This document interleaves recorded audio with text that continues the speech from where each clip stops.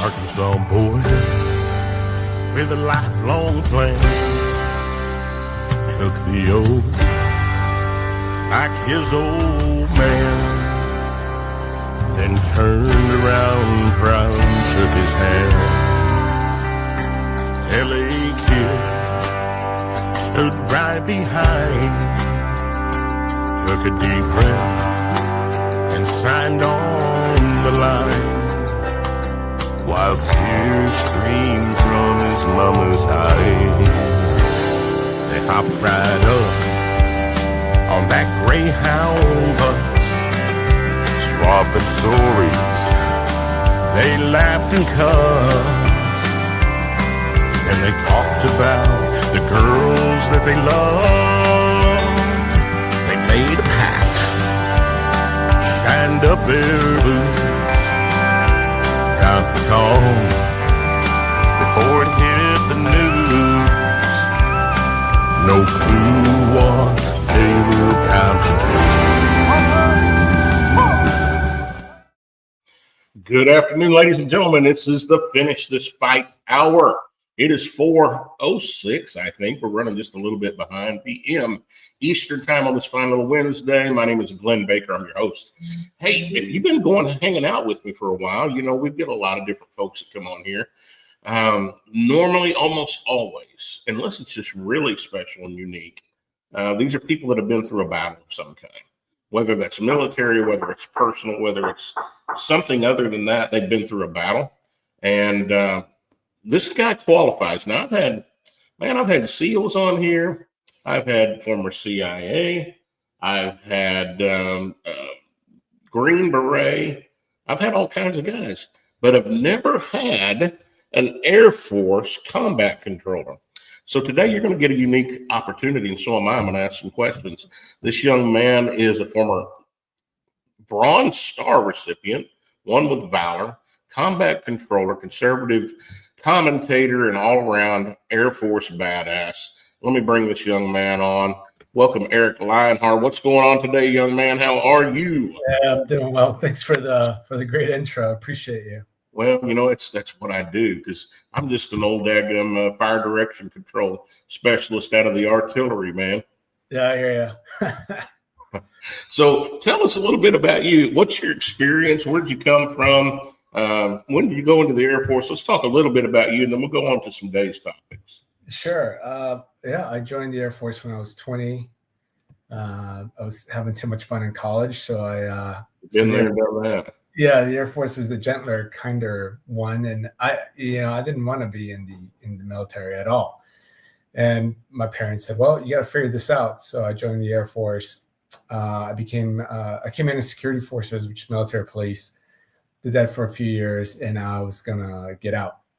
And then 9/11 took place, and I decided I wanted some revenge. And in fact, I was gonna get out and join the Army or the Navy, because those are the only two soft teams that I've ever heard of. And luckily, I ran into a combat controller, and he said, "Man, you're ready in the Air Force. Why don't you try out?" So after 2 years of joining that rigorous pipeline, I made it through, and I became a controller. I became operational in 2008. And and then after that, my first team was in England, and then we started going to war in Afghanistan. So that's the super condensed version of it. But yeah, I had a blast. The combat control teams were one of the best times of my life, for sure. Yeah, man, I want to hear a little bit more about that, because my take on the Air Force was kind of had a little bit of spiel on it that twisted me. When I was in Desert Storm, brother, we were out in the sand. Yeah, and 4.5 months without a shower. It was not pretty. And then I had a real bad toothache, and they loaded me up into a daggum Humvee, and we drove like 40 clicks across the sand to a place called KKMC, which was a Air Force base. And dude, y'all had apartments with air conditioning, and I was like, "What in the world am I doing here?" Yeah, I get that a lot. Yeah, when I was a young controller joining these teams, most of them were ODAs and both SEAL teams. I mean, they've been together through it all, since the beginning of their training. And then a lot of the younger guys that didn't know, have never heard of combat control, would say, why is the Air Force guy here? But as soon as I started unloading all my gear, there was, it was the best radios, the best weapon systems, the latest and greatest hiking gear, Merrell boots, Oakley sunglasses. I mean, the money that AFSOC, Air Force Special Operations Command, has for us, because we're such a small part of the Air Force, most of their money goes to fighter jets, obviously. We get spoiled. So yeah, you're right. I mean, we get kind of made fun of until we roll in somewhere and they're just like, hey, we want to be stationed with the Air Force guys, right? Because we get stationed at exactly, brother. I'm telling you, my whole life changed that day. But yeah. I didn't get converted. I did my 6 years and just went ahead and got out. But if I had been converted, there may have been a chance that I'd been Air Force. Yeah, there's a couple of Green Berets and a couple of SEALs I spoke to, and they said, man, I should have joined the Air Force. And I said, well, I mean, the combat control part, if your viewers don't know, we are a team. I mean, we're a team guy. I mean, we employ however the rest of the team employs. So that's what makes us so special, right? And that's what makes this a combat controller. You have to be able to infill and exfil with whatever team you're in, whether it's an American team or a coalition team. So if you're diving in or jumping out of a plane into the water to do an over the beach assault, or you're rolling in on vehicles or helicopters, I mean, you have to know how to fast rope, how to repel, everything. But what makes it special is when we do get in those firefights, then we control anything that flies. So we're the air to ground interface. So, whether it's a 64 with rockets and guns, or a fighter jet, whether it's Navy, Army, doesn't matter. We control it all. B-1s, bombers. Yeah, I mean, it's a pretty job that you're still shooting, moving, and then you have that air piece. So it's that fourth dimension. Gotcha. I went in when I was 21. I already had a child. I had a 4-month-old when I was called up to Desert Storm. Always wanted to go into special ops, but it just didn't fit where God had me. And so I became fire direction control. Did go to air assault school. That was a lot of fun. But I was heavy artillery, so I couldn't even go to jump school. So I just dove in and did the best I could with where I was. I was I believe, a great Army boy. I did well in the Army. I graduated #1 out of my basic and AIT course out of, I don't know, hundreds of privates. In fact, the intro, you heard a guy calling cadence. Mm-hmm. That's my former drill sergeant. Oh, okay. Wow. So when I wrote that song, I reached out and found him, and he remembered me. He's like the little wrestler, right? I said, yes, drill sergeant. That's right. Yeah. And he and I are friends now. So, but I had a unique perspective, and I want to talk about that a little bit today, as I was actually a top soldier, but I was a National Guardsman. Okay. And that's kind of wild. We get made fun of going through training in the National Guard, but I kicked every one of their daggum butts at 5'4" and about 135 pounds. Yeah. It's just, I guess now that I'm older, we sell ourselves short sometimes, And I mean, I don't care if you're a guardsman or if you're, it doesn't matter. I mean, to me, when I was there, as long as we were all had the stars and stripes on our right shoulder and we were firing in the same direction, I don't care. I don't care if you were a Green Beret or a SEAL or a 18-year-old private, right? I mean, that's all we got out there. So I get it. And I think when we're young men, we kind of rib on each other that way, right? And saying, oh, well, you're just a part-timer, or man, that doesn't matter. It's truly good green fun, man. It's military fun. It really is. When it comes down to it, at the end of the day, though, there's a brotherhood there, no matter where you served. Yeah. And so I want to build that brotherhood, because you and I don't know each other. Craig Sawyer, the Saw Man, great friend of mine, former SEAL Team 6, Veterans for Child Rescue. He's out pulling kids out of sex trafficking right now. Mm-hmm. He's on a mission. Lieutenant Colonel retired Doc Pete Chambers, former Ranger, retired flight surgeon out of the Army, running for governor of Texas right now. Great friend of mine. I've gotten to know these guys and what they went through. I don't know anything really about your controller job and what that was about. Is it a special ops training? Tell me about the training. How long was it? That kind of thing. Yeah, so it is special operations. So it's SOF, and it's a 2-year training pipeline for the most part. It takes 2 years. So your first year, or at least when I went through, it was an orientation course, which is pretty much they just beat you up to see if you're going to stick through the whole first year, and then you go to airborne school, survival school, air traffic control school, because an air traffic combat controller is air traffic certified. So that's what makes us so well versed, I guess, in the air language, right? We have to go through the same training as an air traffic controller would, because that's how that's our bread and butter, is controlling airspace and maintaining that capability. So air traffic control school is about 3 or 4 months, and then we go to combat control school. So the first year is pretty fast and furious. The second year is a little bit more of a gentleman's course, because you go to Halo. You go to combat dive is kind of one of the big challenges, but then after that, you're trained on your radios, all heavy weapons, small arms, assault zones. You start doing more mission profiles. You start learning a whole lot more about the capabilities of your other teams that you're going to be working with. So that's what I was saying. So we'll jump in out of CH-47s into we jump into the Sound, or we jump into the Gulf of America now. We'd also do Halo ops out of there.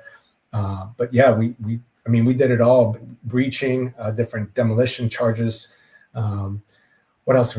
Surveys. It's those 2 years are action packed, and besides the physical part, you're mentally taxed, and it's once you get done, it's one of the greatest accomplishments for sure. It's a wild ride, and the PT test, we have a Hell Week. A lot of people don't know that, but yeah, we have one of those too. And out of the 20 controllers, or the 20 trainees that we started with, only 4 of us became controllers. So that's how our attrition rate's about 87, 92%. So it's elite level training then. Oh, absolutely. See, I love that, man. And, Eric, most people that haven't gone through at least even basic training and the basic military training, I don't know that they can empathize and understand where our military comes from, how you're broken down, and let's call it what it is, reprogrammed to be a soldier, which is a great thing when you're a soldier. It's not so great always when you come out. I was pretty well-rounded, didn't have a lot of problems coming out and fitting right into society, but a lot of guys do. Yeah. What are your thoughts on that? Because here's my thing. I think a lot of the guys that come out with some challenges probably went in with some challenges. And they were reconditioned, reprogrammed to follow orders, follow the chain of command. There was structure there. They knew if they did what they were told, they would succeed. And it was all good. And then they're out all of a sudden. And it's like, wow, what in the world am I going to do? What's your thoughts about that? Well, I think you're correct. And the part of when you enter any branch, your life is laid out for you, whether you do 5 years, 1 year, 20 years, 30 years, right? How your haircut needs to be, what uniform you got to wear, where you got to be, how you can promote, how you can make more. Your life is pretty much in cruise control. And I think when we're in the military, we take that for granted. But when you get out, when there's no one pushing you, there's no one there to give you a roadmap. I think that's what becomes hard, because now it's not that a guy or a man or a woman that comes out of the military is not capable of making it. What I'm saying is it's truly every little thing is up to you, right? And it is a little bit different. And then not only that, but you're by yourself. You're completely by yourself. You might have your mom and dad or people that love you, but it's not quite the same thing. And I think losing the camaraderie, losing the purpose, that whole bubble, that world that you maybe did a lot of your youth in is now gone. And now, a lot of these people get out and their family, they're running their family, or or they did maybe 40 years and retired. And now all of a sudden they're a 40-year-old man or woman entering the workforce, where the workforce in the civilian side doesn't care how many medals or how many policies you wrote or who you met or how many coins are sitting in your little desk. They're just like, okay, well, what can you do for us? And how can you manage this budget? And it's a big difference for sure. I think you hit a pretty strong point there. You talk about having family and friends and things, the support group when you come out. Man, there's a lot of folks who don't have that support group. Absolutely. They come out and it's just them. And again, you go back to being structured and told what you're going to do on a daily. You know, you're going to be up at 0430 or 0500. You're going to be in formation at 0600 and doing PT, and then you'll go shower and then you'll come back and report for whatever, you know. It's structured on a day to day. Absolutely. And PT is a big important thing, right? We all hated it for the most part, but at the same time, when you're out, it's easy to get lazy. It's easy to start saying, you know, we really don't have to go down that trail right now, because I'm sitting here as fat as I've ever been and almost 60 years old and haven't defined that motivation again. But go ahead. I'm sorry to interrupt. No, you're good. No, I mean, but it just becomes easier.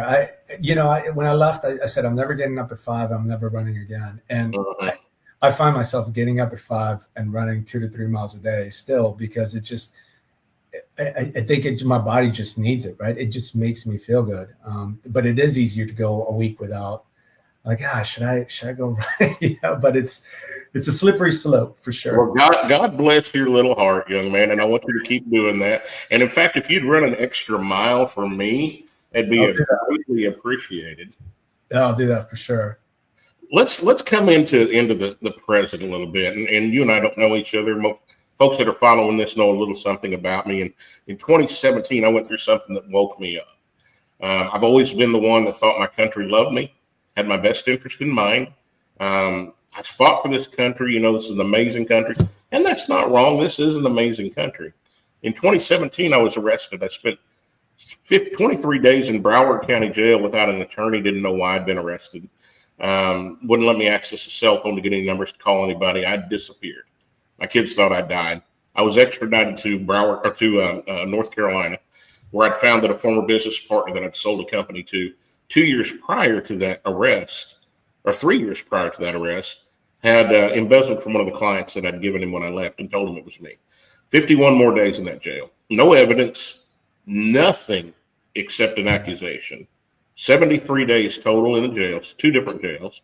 Came back and lost my home, my car, 80% of my life insurance business taken from me from a financial accusation. And the night after I got home, an infection I'd caught in that jail 9 days prior to getting home that they wouldn't treat me for went into my right eye and destroyed my cornea. So blinded me in my right eye. I've had 2 cornea transplants through the VA. All that being said, I went through a year not caring whether I lived or died. Sure. Just not suicidal, but just beat the heck up, you know? And then God. I mean, really, that's all I've got to say. And then God. He showed up through a buddy of mine from Oklahoma that was in Fort Lauderdale working, and took me to dinner. And that night there was a live band playing 80s covers down at this restaurant. I used to sing professionally, and I'm an 80s kid. And for the first time in a year, I was laughing and smiling. Yeah. And in the middle of this song, I'm singing my butt off. And I'm terrible. I hadn't sang in 17 years. But in the middle of this song, this little lead singer, she's from Armenia, came over and handed me her microphone. And Eric, when it hit my hand, there was a fire of hope that came back into my life. And God chose me to sing again at that point. Now, I thought all I was going to do was sing. I had no idea it was going to be all this stuff here involved. But he gave me a mission and he gave me hope. But it also opened my eyes that this is not the country that I fought for. Mm-hmm. You know, when 9/11 hit, I almost re-upped. I'd been out for 7 years. It pissed me off. But finding out more about what 9/11 really was, I mean, there's so many rabbit trails here. Mm-hmm. Talk to me about you, because I'm finding more and more service members that are not happy. And it's not the country, y'all. Folks, listen to me. It's not the people. It's not we the people. It's the government and the ones that are even above the government that are calling the shots. Eric, talk to me. When did it happen for you? Yeah, well, like I said earlier, I didn't want to join the military. I wanted to be a businessman. I wanted to wear a suit and tie to work, and that's it. Yeah, make good money and have an easy life. But when 9/11 took place, I wanted revenge. I thought what they did to those people in New York and those innocent. I mean, that's what cowards do, right? They go attack a soft target. And for that to happen here in the U.S., it just sparked every patriotic bone I had in my body, and I wanted to go to war. But you're right when you say that you come back to a country that, when I came back, when I finally left service was September of 2013. And it just blew my mind that you had safe spaces and people's feelings were hurt and people could get you in trouble if you call them, if you were politically incorrect. And then you had politicians that were backing these weak-minded so-called Americans, and now you look at Americans that are chanting "Death to America," and it's terrible. That I was just talking with someone earlier today about how those people don't realize how great America is. Sure, we have our problems just like any other nation does, but America truly, that's why you have so many people wanting to come here. But then also the politicians or these so-called leaders need to have a backbone and stand up for the people, why they were elected. A lot of them say they do, but their policies are just for themselves, right? To enrich themselves. And it's heartbreaking to watch that. In fact, it's infuriating. You look at what happened in the withdrawal in Afghanistan. Why did we do it that way, right? Regardless of the war or what we had planned, we just don't withdraw from a country that way. And then you look at what's happening. You have politicians that are mad because we're striking Venezuelan narco traffickers in international waters. So to me, it just begs the question. So do you care more about the drug dealers' profit and you don't care about the poison they're bringing into the U.S.? If we can get them at their border, at their country or those international waters before they reach U.S. soil, then why not? Everybody should be applauding that. But it just, I think sometimes these individuals that are in power are just all about themselves, and they would rather be, roll over the ashes of the country than truly lead by example. And it's a sad day right now, the way it's so much. You have some politicians that obviously want to stand up and do the right thing, but it's a steep climb for those guys. It's few and far between the ones that will stand up and do the right thing right now. And truthfully, I don't even believe it's their own convictions. I think a lot of our politicians, and I'm talking, I don't know, maybe the number is 90%, maybe it's more, have either been bought and paid for or blackmailed or controlled in some way. Absolutely. And you see it when they're going in. They've got this great energy. They want to do something. And it doesn't take long. When you've got as much power as the deep state, you're really going to have to be a stud to stand up against them. And yeah. Go ahead. And I was going to say, you're absolutely right. You got to have that intestinal fortitude, and just your values and beliefs have to be so strong. And they are going to try to tempt you and corrupt you, and you can see it, right?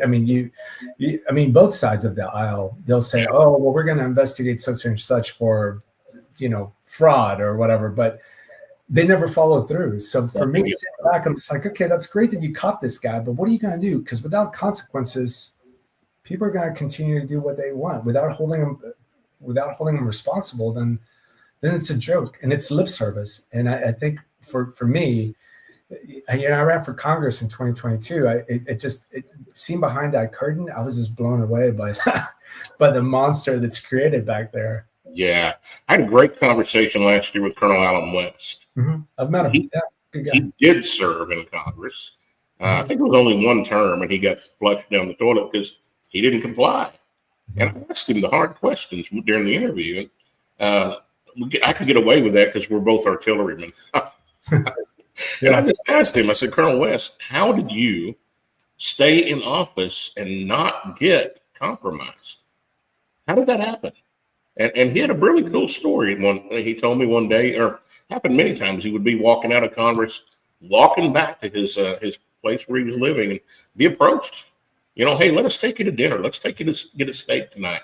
Got some stuff we want to chat with you. And he would just laugh at him. Say, I think I'm going to just keep on walking to my little basement apartment. There's a Popeyes on the way home. I'm going to stop and get some chicken. I don't need it. And so he avoided that way ever compromising himself and putting himself in a compromising position. But that's rare, my friend. That's very rare for that to take place. Yeah.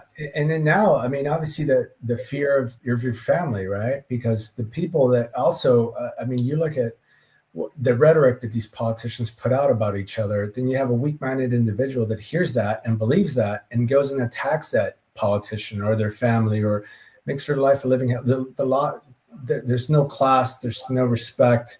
It's just I get right. It's got to be a full rounded cycle there. So us as constituents, we got to say, okay, we got to respect this person to some degree, right? But I mean, their policies, like for example, Nancy Pelosi. I'm glad she's retiring. I've never met that lady, but I mean, her policies are terrible. But she's probably she's somebody's grandma, someone's mom, someone's aunt. And I mean, if I didn't know that she was in Congress, I mean, I would treat her with respect when I saw her on the outside, you know. And people lose that because they're just going to attack her. Same thing for the Democrat constituents. They see a Republican out there and they want to trash them and they want to yell at them while they're having dinner with their wives. I mean, what is that, right? I mean, this is a first world country. It's lack of class and lack of respect for the individual, whether we like it or not. They're an elected official, and there should be some mutual respect there.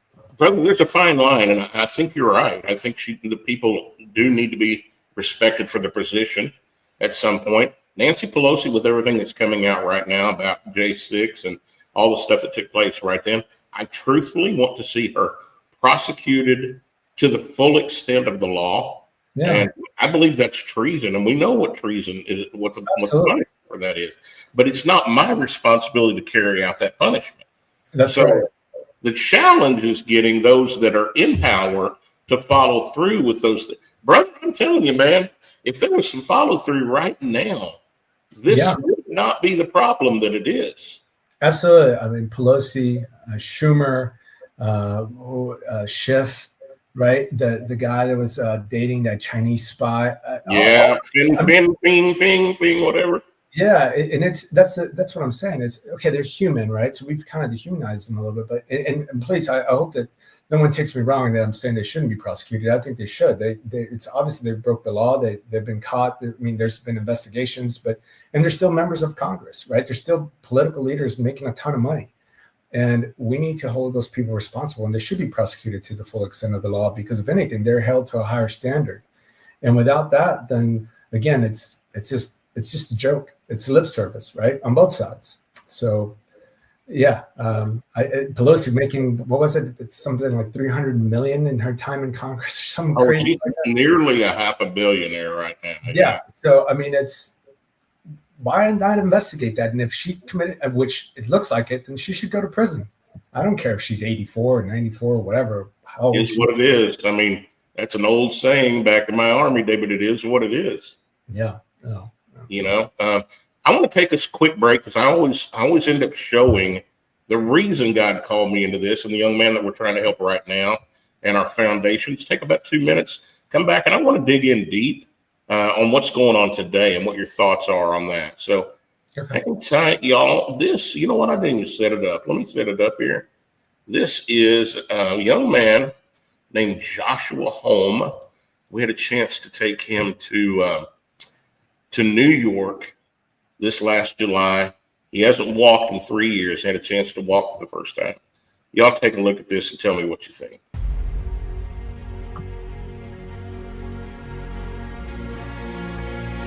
So I had a 60 millimeter mortar that landed 3 feet in front of me. And so it didn't cook off. And so it technically, they would consider it to be a dud, but it wasn't a dud. It had a broken propeller on it. I got pictures of it. I carry with me and stuff. It's about the size of a 1.5-liter bottle, but it has kill radius about 25 meters, 20 to 25 meters. So basically, if that round would have went off, then confirmed dead would have been 20 to 25 meters.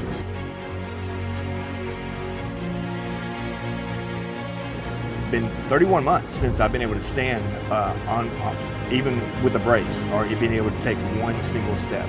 So it's been 31 months to the day yesterday. And then God leaned in and he said, you know what? You're going to do a foundation. You're going to be the one to help these boys and some girls, I'm sure, get to walking again, back on their feet.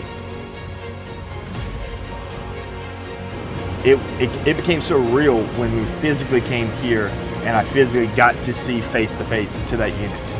And knowing that, I mean, like I said, it's pretty much like an avatar. I mean, I felt like I, plugged in and we became one, like I was breathing with it, like, I mean, it just incredible. I mean, I can't even imagine, I can't even describe the feeling that I had. But like, it was like deep down inside of me, it's like, you know what, I felt like I can fight again. I really am able to stand again, and I'm like, I can do this.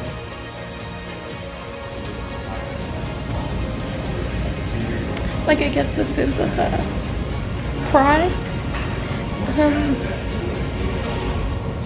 like to stand tall, no matter what height you are. Not a jab at Glenn, but just to stand. Just to stand, I think is huge.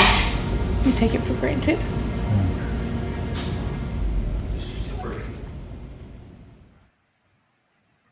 Yeah, ladies and gentlemen, that is a good friend of mine, Joshua Holm, his wife, Crystal. He was wounded in Iraq clear back in 2003 and carried those wounds around for a lot of years. One of those wounds completed itself almost 3 years ago. In fact, 3 years ago next week, I think. And we have got this company that's coming into France, taking that product right there that you saw, a version of that product going through the FDA. And we're going to be able to equip him to be able to walk permanently. We need your help. If you have the means and ability, go to givesendgo.com/finish this fight. My goal next year is to raise $15 million and do 100 of these, because we've got almost 30,000 veterans, chest down paralyzed, that are not getting that kind of help, and it's here. Why don't we start it together? And let's embarrass our government. Let's get them a little bit squirmy. Where if an old country boy can come out and do this, man, they ought to be able to get it done. Givesendgo.com/finish this fight. Check it out at finishthisfight.us. That's finishthisfight.us. So, guys, Eric, let's continue on, brother. And I apologize again for the interruption, but I wanted you to be aware of what's going on, and I wanted the folks to see it every time I get a chance, because that boy is worthy. Yeah, no worries, man. That's all good. Let's chat about what our current situation is. So it was just a few weeks ago, I was shocked to see a guy ambush some of our brothers and sisters in Washington, D.C., and be able to take one of them out, and the other one is critically injured, still recovering. How in the world does that even happen, man? Yeah, it's especially in our nation's capital, right? Where it's one of the blocks from the White House. Yeah, one of the strictest gun-controlled areas in the U.S. And well, we can see how gun control is really helping. yeah. It only affects the good guys. But yeah, you're right. I mean, that's what cowards do, right? They attack soft targets, and I don't know. I saw that they weren't even armed, and I don't know why they would put a National Guard team without a weapon. I mean, it's kind of, I guess, smoke and mirrors, the turn of the uniform, perhaps. But again, it's if you're a leader, I mean, you got to have your people be able. They should be able to protect themselves, right? Especially the reason why they went into Washington, D.C. is because it was crime-ridden city. So the crime, and it wasn't just petty crime. It was pretty dangerous place to be. So they should have been armed. They should have backup readily available. So yeah, it's to lose, to lose one of them. It was she was 20 years old. Yeah. And Wolf, the staff sergeant, I just saw that he was recovering, and he's doing a pretty amazing job at getting back to his recovery after those injuries. But well, I told you earlier, that's one of the things that I want to talk with you about. And I was National Guard. I was called up to Desert Storm on my 4th wedding anniversary. 1990, November 15th, 1990, my 4th wedding anniversary. My son was 4 months old. So we deployed, and again, I'm a top soldier. I came out of basic and AIT with a letter of recommendation from my battalion commander to go into the Army directly into officers candidate school. I mean, when I say I was pretty good at what I did in the Army, I was pretty good at what I did. High level without having gone through high level training at that point.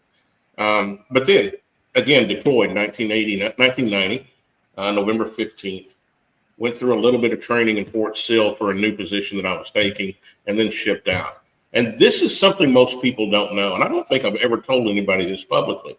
But what you just said about them being deployed to the streets without ammunition, brother, when we got out into the sand, 45 clicks from the closest town, Hoffer-Albatten, in the middle of nothing, we were sent out on guard duty, perimeter duty, without ammo.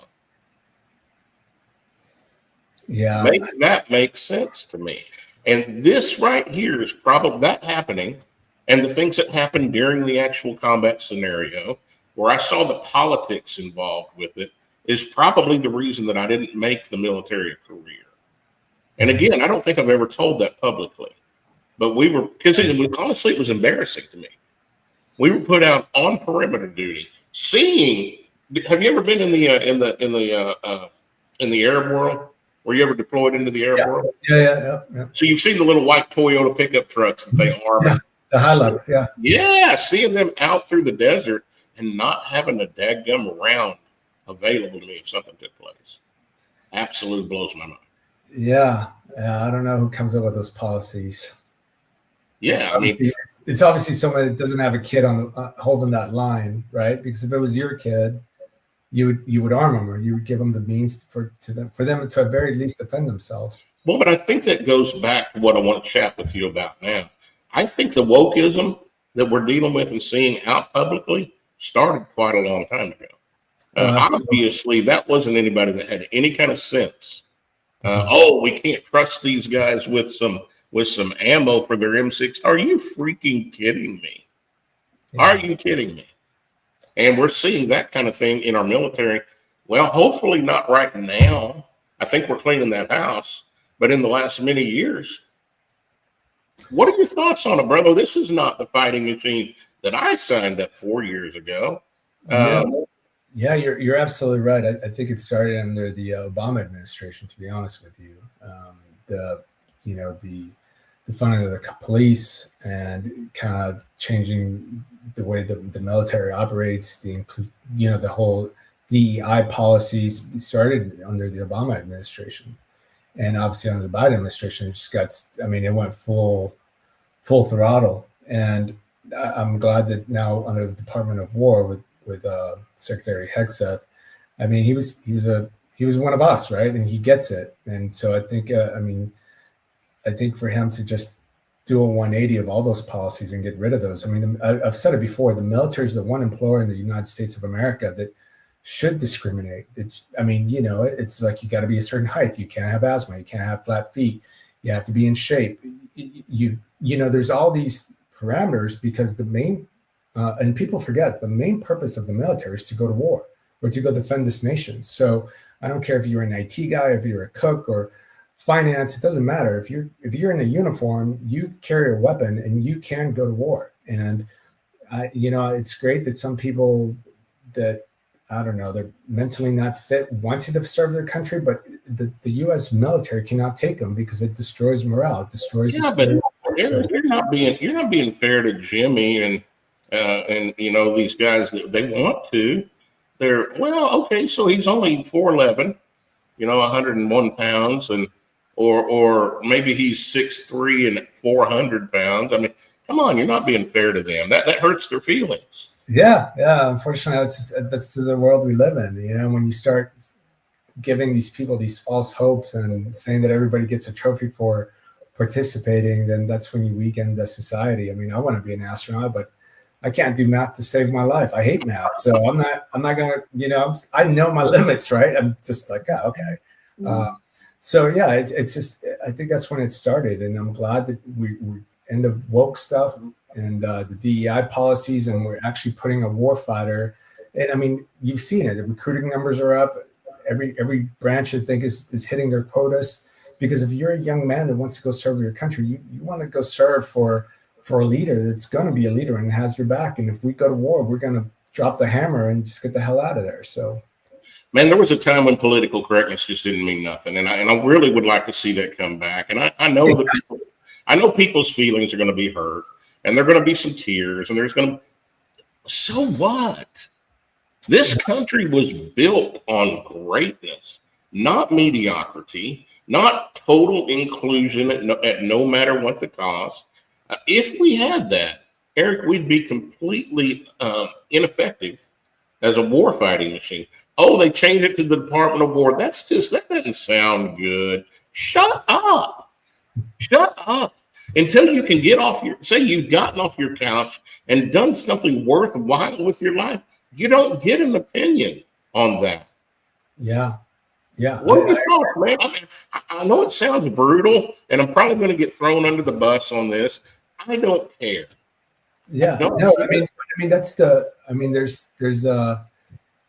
we all have our part to do, right? I mean, there's people that are not made for the military, and there are those people that are, they're teachers and astronauts and doctors, and they're doing jobs that they just didn't want to join the military, but we need those people to teach our kids while we're gone, or take care.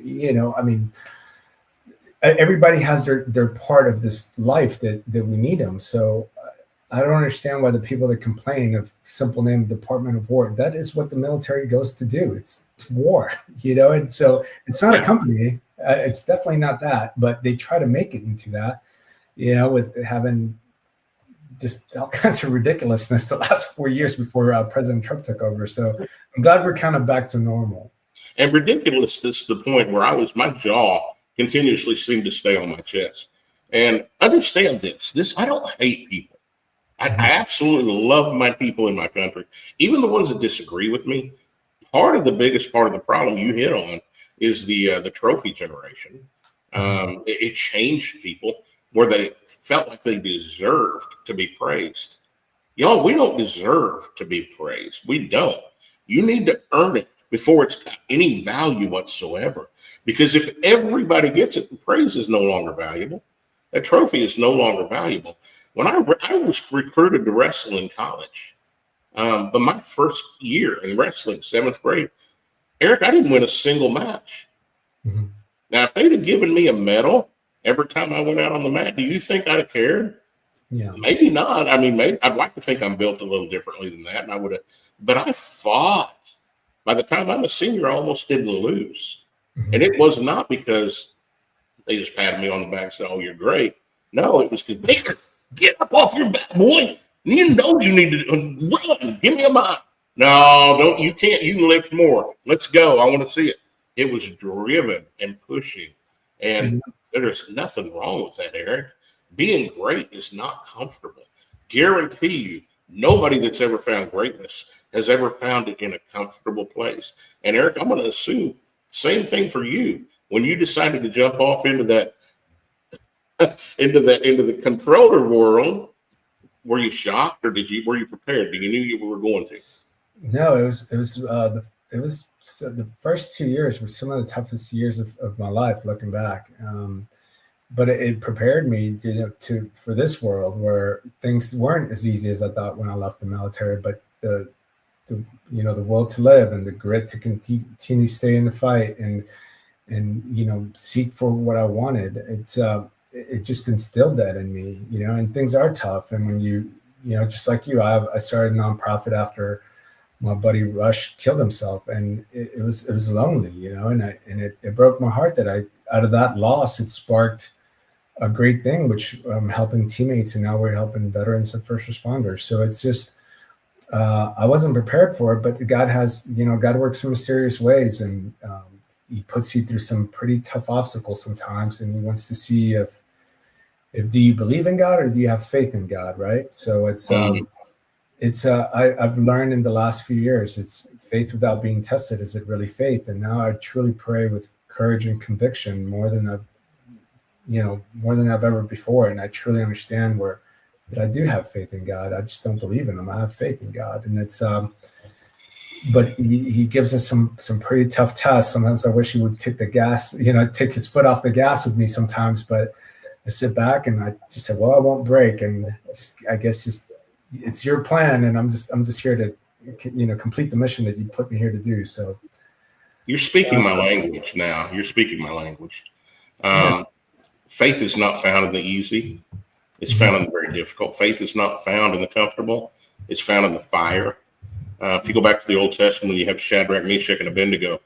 that the king had been coerced into creating a statue, and the law changed. If you don't bow before the statue, you're going to be killed, and they wouldn't do it. And he told them to be thrown into a fiery furnace 7 times hotter than normal.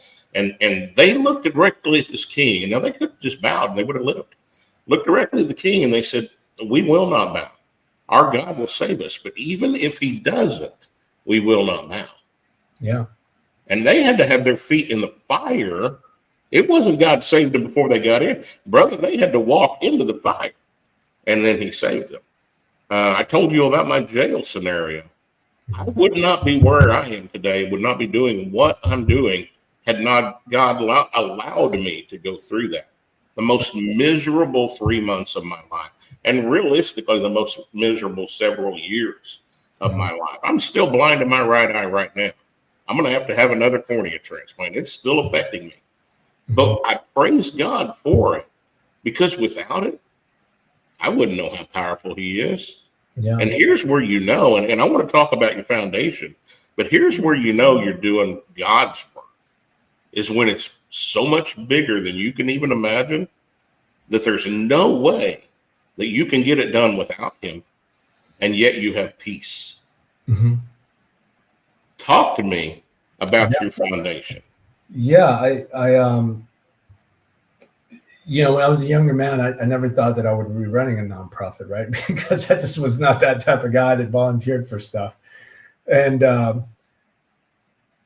after Chris committed suicide, I had another teammate of mine that was going to do the same thing. He actually called me, and I was on the phone, and luckily we were able to talk him down. And later on that night, when I woke up and I started writing the mission and the vision statement for First There, and for the first 3 years, all we did was help combat controllers and their families. And this past May, I opened it up to all first responders and all veterans and their families. And I think there's nonprofits out there and organizations who do a tremendous job, and they heal the physical body, right, and the mind. But my concern was with the soul. I think if your soul is broken, then you kind of relapse, right, or you're truly not fully healed. And the human body is so complex that I'm open to any way that you can get whole, then I'm all about that. So for some people, it is an SSRI. For other people, it's talking to therapy. Some people, it's cold plunges. And for us, the way we treat our folks is through plant medicine, ayahuasca and psilocybin. And I know that's kind of controversial in some Christian circles, and because I grew up Catholic, and it was very tough for me at first to even come to terms with it. But I mean, after I did ayahuasca my first time, it brought me so much closer to God. And I mean, I used to go to church every Sunday, like any other good Catholic. And that's when I realized God works in mysterious ways. And if this was the way that he got me there, where I'm whole, and like I just said, I pray with conviction and with courage, and I truly understand what means to have faith in God, then how is that bad? I'm not running around going crazy. I mean, you look at, people think it's a drug, but then you look at the amount of alcohol and what the alcohol does to Americans every single day, and people are just kind of like trying to blind eye to it. Now, I'm not against alcohol by no means, right? Everybody has their own things, but that's how God found me, and that's the purpose that I'm in, and I owe everything to him. And that's I'm not very educated when it comes to that world, but that's a mushroom, correct? So psilocybin is the mushroom, yes, and then ayahuasca is a vine that comes from the Peruvian jungle. It's 2 vines that they combine, and I'm not familiar with that, but I can tell you this: at the end of the day, who put it here? Yeah, Aaron Rodgers talked about it. I don't know if you follow. I was a Cowboys fan growing up, but I never, Aaron Rodgers played for the Green Bay Packers, and then he made a special. I think it was Netflix, but anyways, he talks about doing it, and he talks about how it's just changed his life, and how he's just, we kind of make, in the military when we're young men, we make fun of people that say like, oh, you need love and, compassion. And I used to be one of those guys. I was like, no, I want to hear Metallica, and I just want to go do the thing. And now there's something to that. Listen to classical music. It's healing music, and it's vibrational. And that's what I do is music. So I got an understanding about that a little bit. I love music, man. And I mean, I listen to everything, but ayahuasca truly it's changed my life. It's made me whole, and we've treated some of my teammates and their families with it, and it's brought them back from that suicidal edge to just being whole and being happy. I mean, some of them I've never even heard them laugh till after their ceremonies, you know, and it's just amazing to me that how much a person can change because you're able to let go of all that trauma and you're able to see it face to face, and it's it's an amazing medicine. It truly is a medicine that should be respected, and it's very sacred. Heard great things about the microdosing of psychedelic mushrooms. Haven't heard about that one. Want to hear more about it though? Yeah.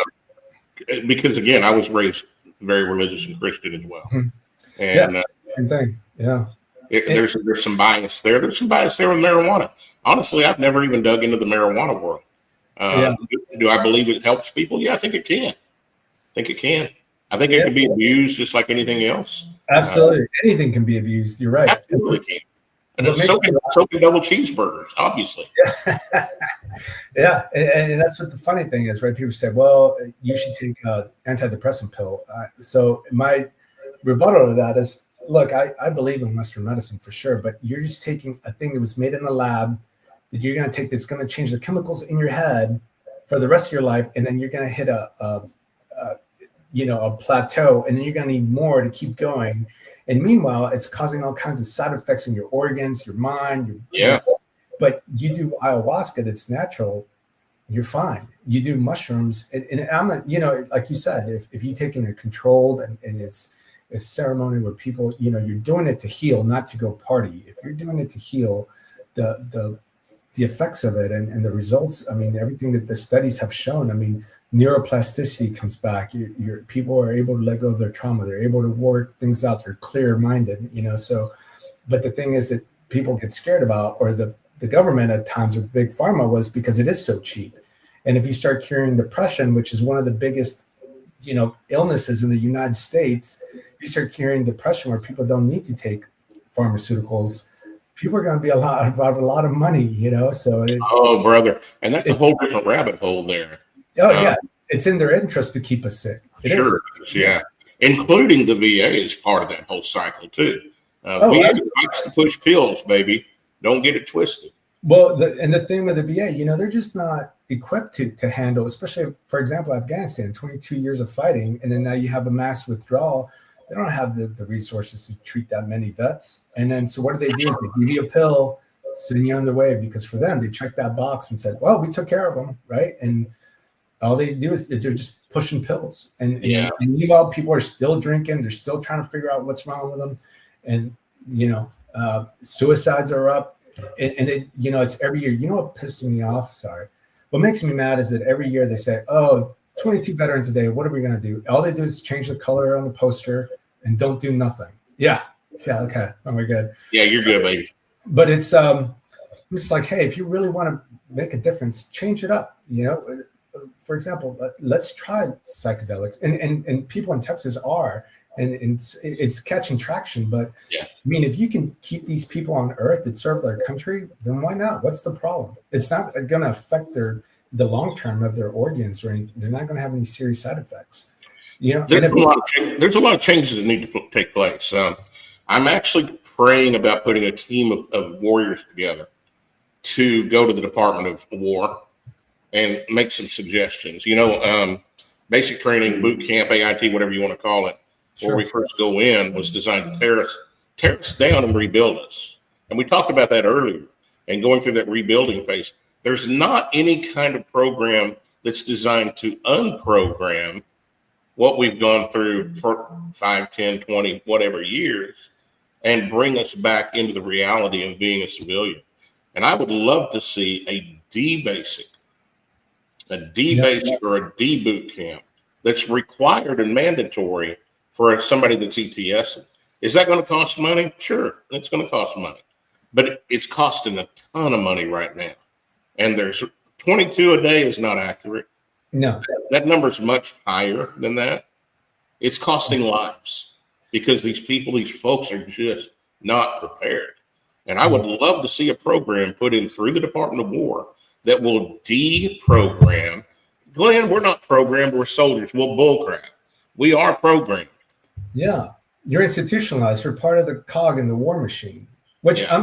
I'm not saying that to sound like a victim, but I mean that's what we were, right? You leave and another one takes your place. It's just, and that's what we need to keep America safe. And I'm all about it. But you're absolutely right. When you leave, you become institutionalized. When you leave, the world on the outside has been moving at a totally different speed than the speed we're going to. So when you join that world, I used to tell people when I joined the corporate world, the speed of life that civilians move to is tremendously slow compared to the speed I was used to. And it used to frustrate me and it used to drive me insane because I just couldn't imagine how much time they just waste. And then I just realized, well, this is the world that they've always known. That I can't blame them for the world that I came from, right? Right. So, but you're right. I think a program, it's yeah, I think instead of spending so much money on giving people pills, like, hey, survivor's guilt. Survivor's guilt was the toughest thing for me. I knew what I was going to go do in combat, and the people I saw get killed and blown up and blah blah blah. It doesn't affect me. But losing my friends destroyed me because I was alive and I was struggling, and I was still here. And survivor's guilt was very. I mean, for a good 7-8 years was tremendous on me. So Yeah. Yeah, there needs to be something done, and I want to chat with you about that when we get off here. I'm going to ask you to stay back in the green room with me for just a minute. The pills, we can come. I want to have you back on too, Eric, because I think there's some other things we need to talk about. But the pills, I went through that in 2011 with the VA, going through some depression that was environmental, and the first thing they wanted to do was put me on Wellbutrin, and I didn't know any better at that point. I'm still one of these guys who thinks my country loves me. Everything's copacetic. Went on Wellbutrin, really didn't feel any different. And my dumb butt took myself off after about 6 or 8 months or 9 or 10. That was a mistake because I found out what that stuff was really doing to me. And I had a meltdown.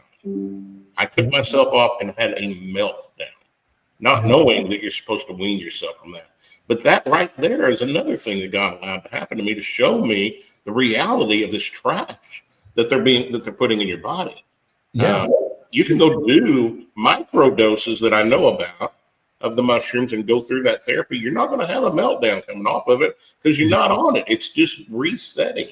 It's almost like a hard reset emotionally, from what I understand. Yeah, it's natural, and when you come off, you're still who you are, but it's just such a microdosing just helps. I microdose too, and it just since I've done ayahuasca and I've done psilocybin and I microdose, I don't need any pharmaceutical drugs. I'm not on anything whatsoever. I'm not either. And I feel great. My mental health is solid. I can work. I'm happy. I'm content.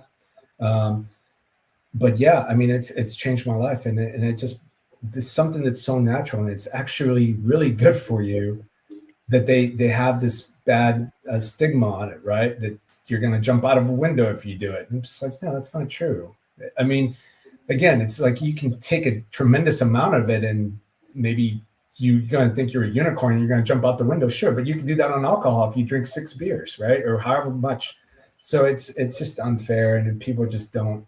Hopefully, as the world changes, they'll have an open mind, and we can start saving some of these people with some of the things that God put here on earth for us to do. Well, Eric, my brother, we've run about an hour. Where can folks reach you? Sure. They can go to whatever, search engine they use, and it's first there. So it's number 1, STTHERE.org. The word first is not spelled out. So number 1, STTHERE.org. And it'll come up, and we have different, we talk about Operation Soul Rescue is the flagship program that we have that helps us send guys and their families to get some sacred medicine. And then obviously, just like you said earlier, I mean, we need the public's health, right? We're a small nonprofit, so just kind of doing the best we can. And okay. Contribute to yours and then contribute to mine. Wonderful, man. Firstthere.org. It's scrolling below right now, y'all. Go check out Eric Lionheart. Check out his foundation, his nonprofit, and what's going on. Have you got anything you'd like to leave with folks today? And then we're going to talk about coming back.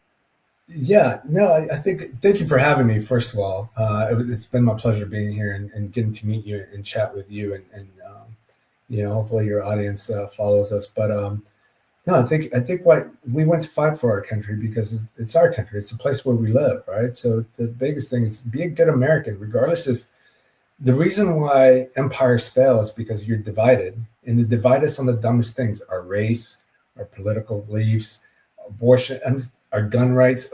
This is America. You should be able to have everything, right? Why can't you have both? Why can't you be why can't you be both? So I just be a good American and honor the people that fought for our country and died for our country. And yeah, I appreciate your time. It's my pleasure sitting here with you. Well, brother, thank you for taking the time to come on. Folks, firstthare.org. Go check out Mr. Eric Lionheart and what he's doing. Support them where you can. We're going to have Eric back. He and I are going to chat about that in just a few minutes. Y'all, this will be the last show this week. And then we've got Tim Dillard coming back again next Tuesday. Going to be talking about Two for America and Freedom Place. We got some other stuff coming up pretty quickly. I got a little surprise I'm going to give you before long. But remember this: God loves you. Uncle Glenn loves you. And I will see you next week on the other side. Y'all have a great night. Forward, halt, left, left, left, right. Your left, left, left, right. Down, down, Arkansas boy with a lifelong plan took the oath like his old man, then turned around proud and shook his hand. L.A.